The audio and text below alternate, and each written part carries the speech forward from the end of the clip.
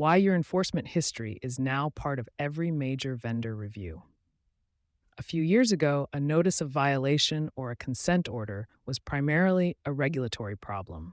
You worked with the agency, you paid the penalty, you corrected the condition, and the matter resolved itself within that relationship.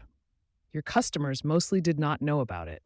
Your procurement contacts at major accounts were not checking. The connection between environmental compliance history and commercial relationships was loose enough that most EHS teams treated them as entirely separate tracks. That separation is closing fast. And for companies that have not yet connected those two tracks inside their own organizations, the first sign that it has closed may be a vendor review that does not go the way they expected. How enforcement records are entering procurement workflows. The EPA's Enforcement and Compliance History online database contains permit, inspection, violation, and enforcement action records for roughly 800,000 regulated facilities. It has always been publicly accessible. What has changed is who is using it and how systematically. In FY 2025, ECHO had over 650,000 users engaging in over 1.5 million sessions. The users include procurement teams, third-party sustainability rating platforms, and the ESG screening tools that major buyers are now deploying to evaluate their supply chains. Platforms like EcoVadis, which scores suppliers for sustainability performance and is used by companies including Nestlé, General Motors, and Maersk, pull from public regulatory data sources, including the EPA. EcoVadis uses external databases to screen every supplier assessed, including data from the U.S. Environmental Protection Agency, helping major brands identify and mitigate risks that could negatively impact brand reputation, financial performance, and consumer confidence.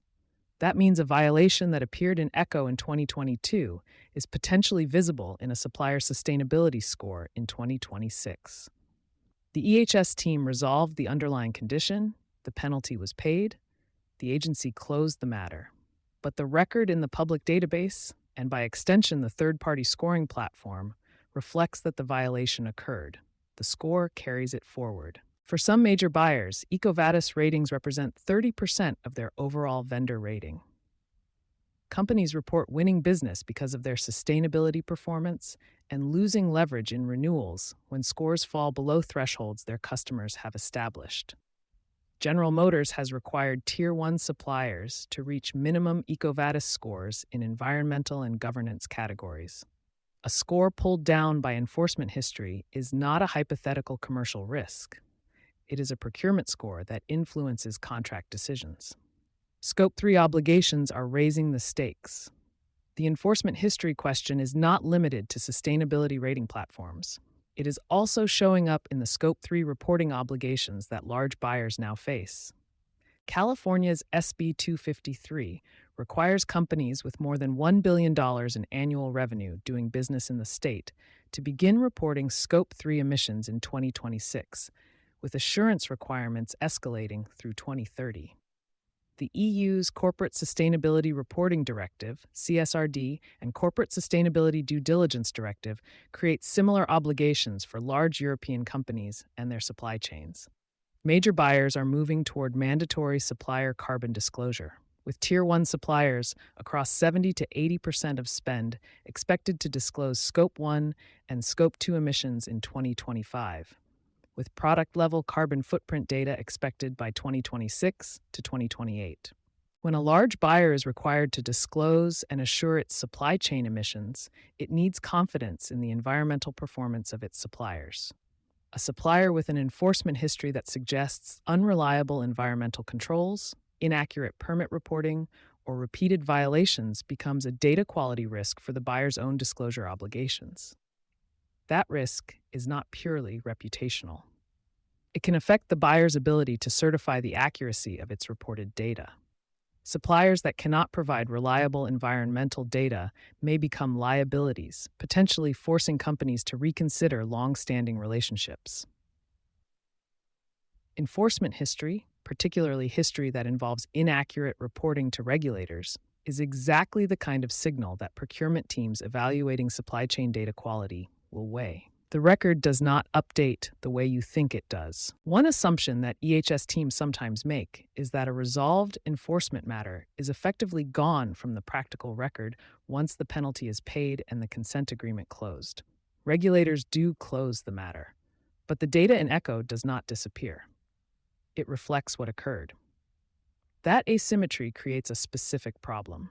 A company that received a significant violation in 2021 corrected the underlying condition thoroughly and has had a clean compliance record since then will show the 2021 violation in ECHO data that feeds into a supplier scoring system in 2026.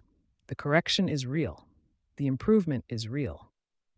But a procurement team running an automated screening sees the history. The companies that are navigating this most effectively are the ones that have gotten ahead of the record rather than waiting for it to surface in a vendor review.